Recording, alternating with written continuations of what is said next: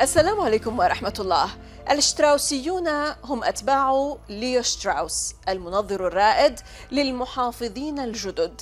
العديد منهم هم من التروتسكيين السابقين الذين تحولوا من اليسار إلى اليمين، والبعض يطلق عليهم لقب صقور المحافظين الجدد. رسالتهم عبارة عن عقيدة بسيطة للغاية تتمحور حول الحفاظ على السلطة على قاعدة لا تدعها تفلت من أيدينا، وامنع أي منافس من الظهور، وقم بكل ما يلزم لهذا المآل. ولعل بول فولفوفيتس رائد هذه النزعة الشتراوسية كتب هذه العقيدة البسيطة المتمثلة في تدمير أي خصوم ناشئين قبل أن يدمروك في وثيقة التخطيط الدفاعي الرسمية للولايات المتحدة لعام 1992، مضيفاً أن أوروبا واليابان على وجه الخصوص يجب أن تثبط عزيمتهما عن التشكيك في أولوية الولايات المتحدة العالمية. واستمرت هذه العقيدة الهيكلية على الرغم من إعادة تعبئتها في إدارات كلينتون وبوش وأوباما اللاحقة بجوهرها من دون تغيير. ويفضل الشتراوسيون التخطيط من وراء الستار وفي بعض المؤسسات الفكرية ومراكز الأبحاث الأمريكية. إنهم يتنقلون مع الزمن، يخيمون هنا وهناك، ولكنهم لا يندمجون أبداً مع أي اتجاهات ثقافية سائدة. تظل تحالفاتهم دائماً مؤقتة وانتهازية. يستخدمون هذه الدوافع المعاصرة في المقام الأول لصياغة مبررات جديدة للاستثنائية الأمريكية. إن الدافع الأول المهم في إعادة الصياغة الحالية هو سياسات الهوية القائمة على اليقظة الليبرالية والمدفوعة بالناشطين، وسياسات الهوية الموجهة نحو العدالة الاجتماعية. لماذا حركة الووك أو اليقظة الاجتماعية أو الثقافية؟ ولماذا يجب أن تكون هذه الحركة موضع اهتمام CIA والMI6؟ ولعل هذه الديناميات قد عبرت المحيط الأطلسي لتتجذر في الطبقة القيادية في بروكسل. وهكذا أيضا قفزت النخبة الأوروبية إلى قطار اليقظة الليبرالية. للحديث أكثر عن هذه الحرب الثقافية في الولايات المتحدة الأمريكية وفي أوروبا، وإلى أين تتجه وماذا سيتمخض عنها، يطيب لنا أن نستقبل من روما السيد أليستر كروك، الدبلوماسي البريطاني السابق، مؤسس ومدير منتدى النزاعات. أهلا بكم إلى حلقة جديدة من الداخل. معكم زينب صفار، تابعونا.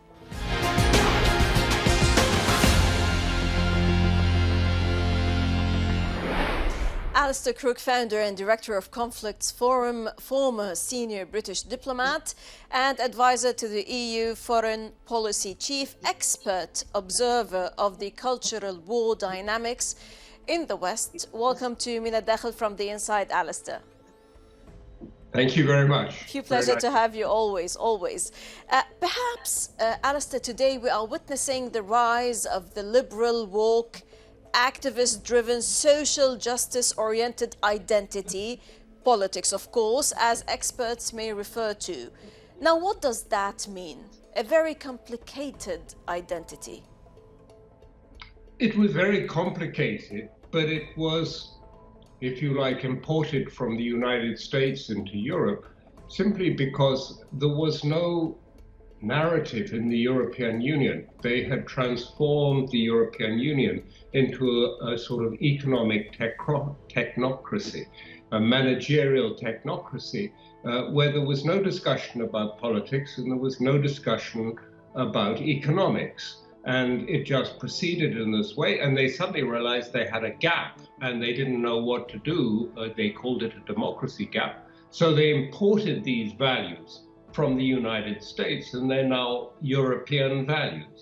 LGBTQ, all of these things are European values, even though much of the European Union, countries like Hungary, Poland, others, don't accept these values as being necessarily agreed. And also in Italy today, I think, Alistair. And in Italy too, very much rejected these values.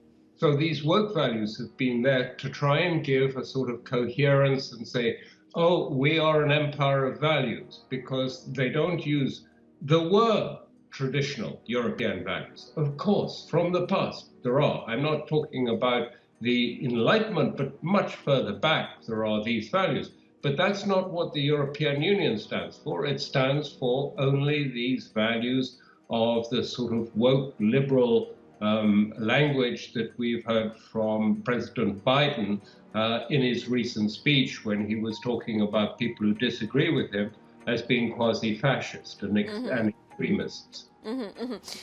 US President Biden, in a speech, of course, as the one that you referred to in Philadelphia recently, unequivocally extended the threats from abroad to warn against the threat of a different terror closer to home from Donald Trump and the MAGA Republicans, Make America Great Again, who said, Biden, quote, he said, represent those threats, represent an extremism that threatens the very foundations of our republic. Today, there is a heated American culture war between the liberals and the conservatives, and we're talking here about various instances taking place, whether in Texas or elsewhere. Tell us more, Alistair, please. Well, you're absolutely right. And of course, his speech, in essence, was repeated by the president of the Commission, van der Leyen, Ursula von der Leyen, and she said the same.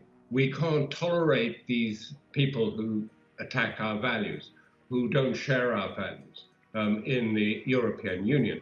And we must take efforts to protect our values from the enemy within, effectively. She didn't use the word enemy within, but it was very plain that like Biden, the European Union is mobilizing itself to fight the enemy within. Who's the enemy within? Anyone that disagrees with this woke value system, this liberal woke value system.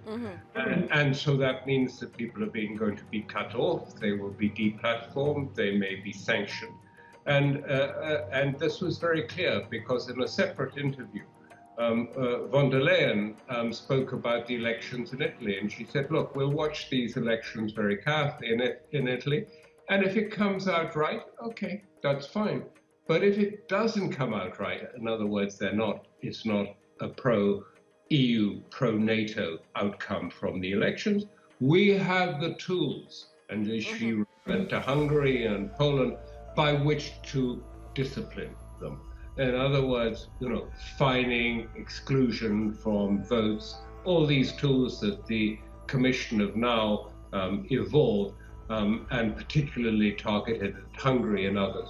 So yes, the culture war is coming and has arrived in Europe, and its front line is, of course, Hungary, but it will spread to other countries and may even spread finally to Germany, because the government there is certainly to a certain extent fragile. It's a small coalition, and there's a lot of stirrings in Germany. There have been many protests that there have been in other parts of Europe. Hardly any reported in the media, but there are protests taking place and saying, we need gas, we need our economy, because businesses are shutting down.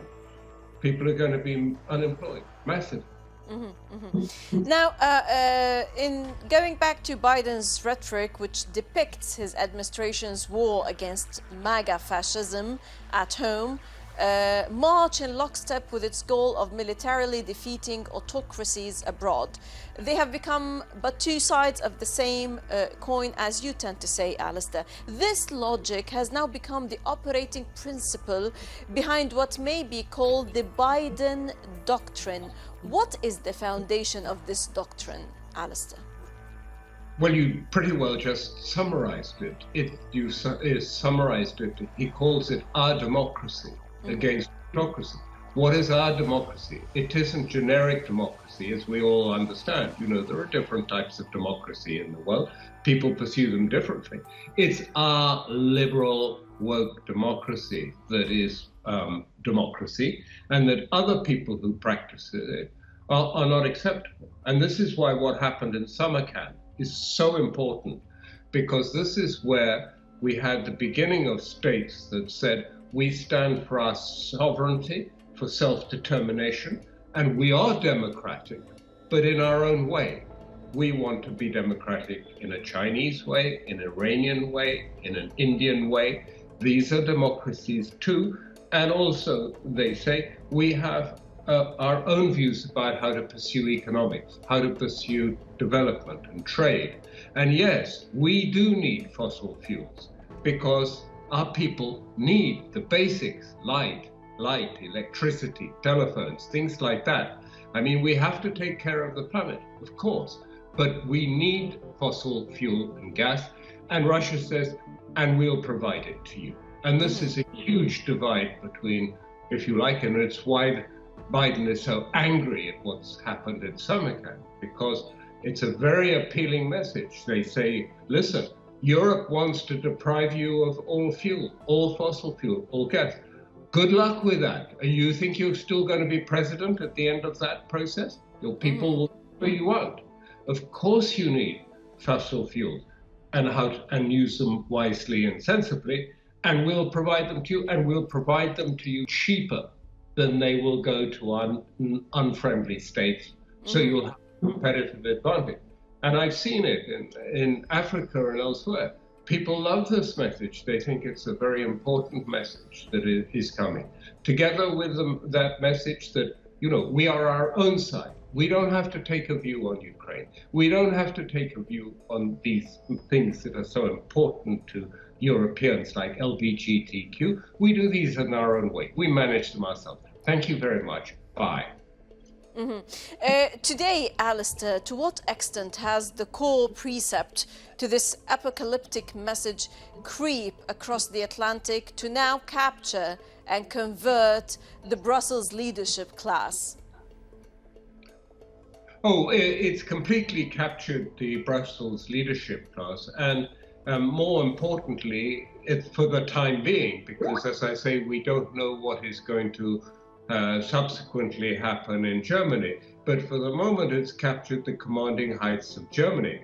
France is not in that camp at all, and is now the original partnership between Germany and France is under great strain, shall we say, because Germany wants a militarized Europe. They want a bigger army. They want closer ties with America, with NATO. They see it as a joint partnership with Germany and America for the future and NATO, and essentially Europe being subservient to that process, to this partnership led by Germany.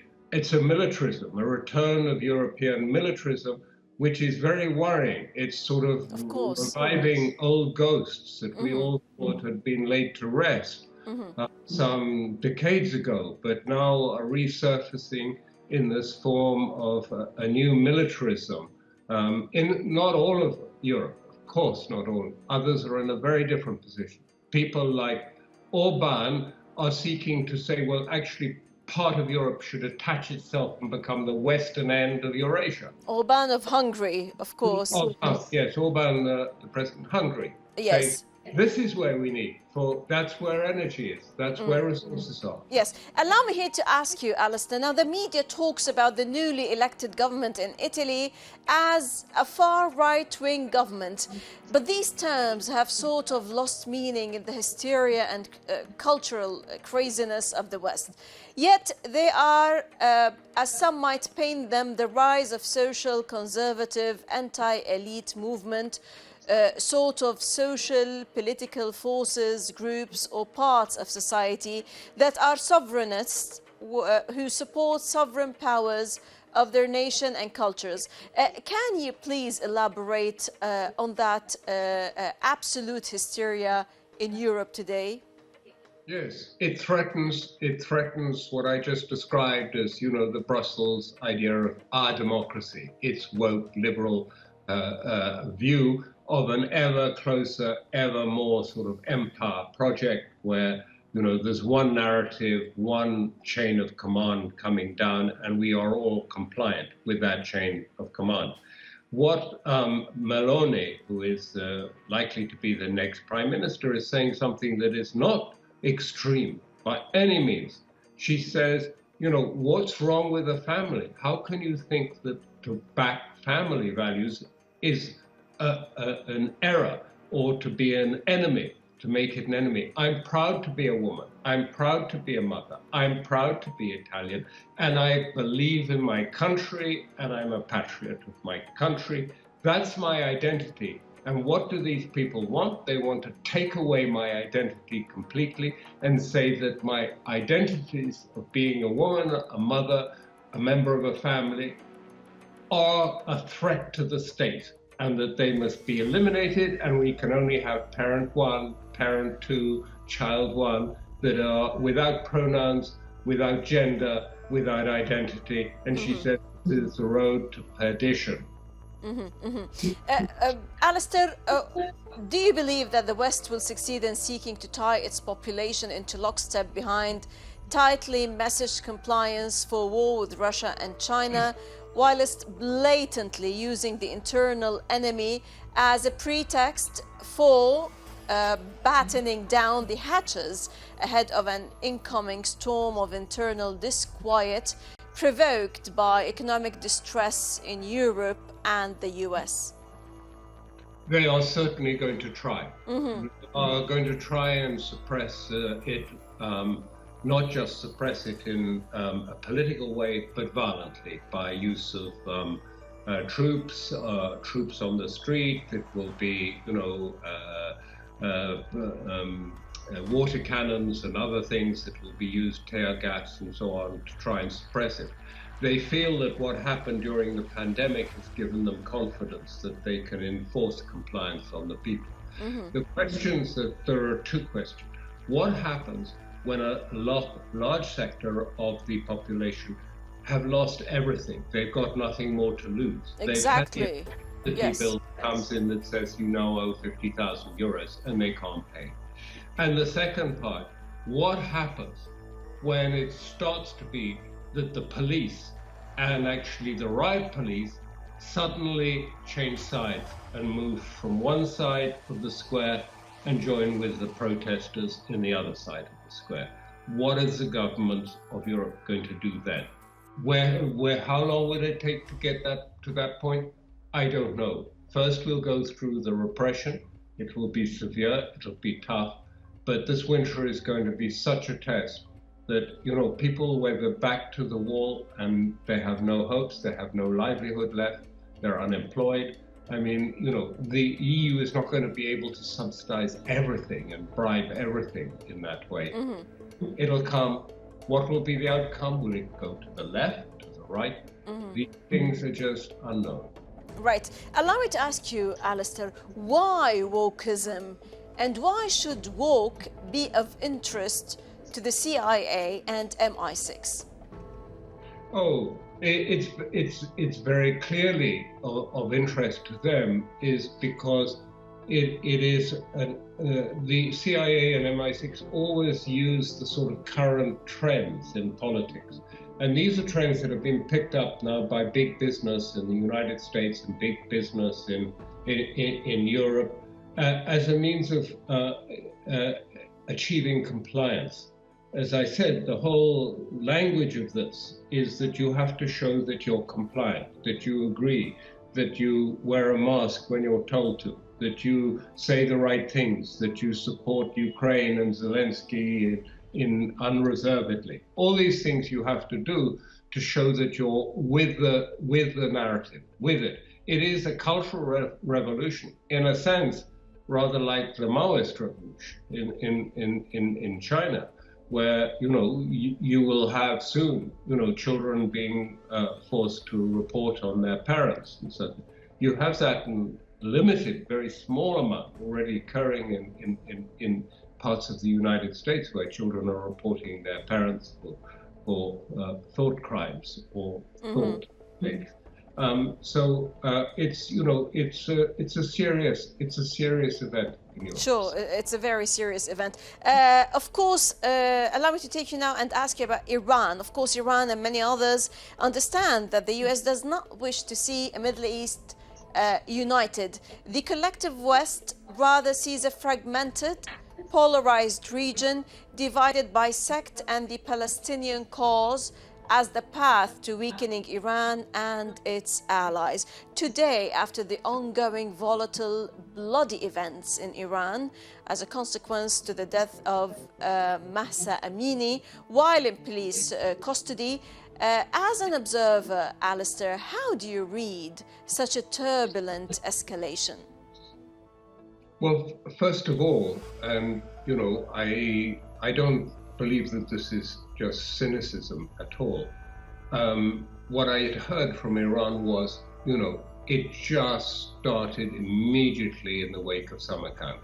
And as you know, at Samarkand, Iran joined the SCO and therefore effectively left the Western sphere and joined in the Russian-China axis in a formal way. And then all the 22 stations that broadcast into Iran began bombarding it with it. Then we had this event, and then we've had protests.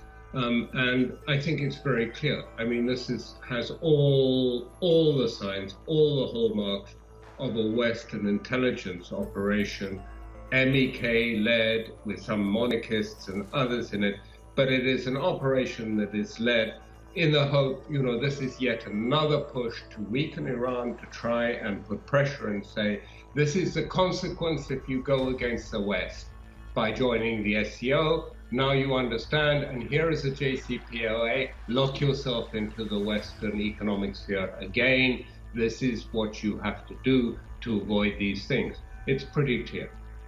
Right, Alistair, Kruik, founder and director of Conflicts Forum, thank you deeply for your eye-opening observations and always intellectual approach. Always a pleasure to have you, Alistair. Thank you so much. Always a pleasure to be here. Most welcome. ودائما الشكر لكم مشاهدينا الكرام على طيب المتابعة، وللتفاعل أكثر تابعونا على صفحات السوشيال ميديا، وحتى نلتقي من كل فريق عمل من الداخل من كل الميادين. السلام عليكم ورحمة الله.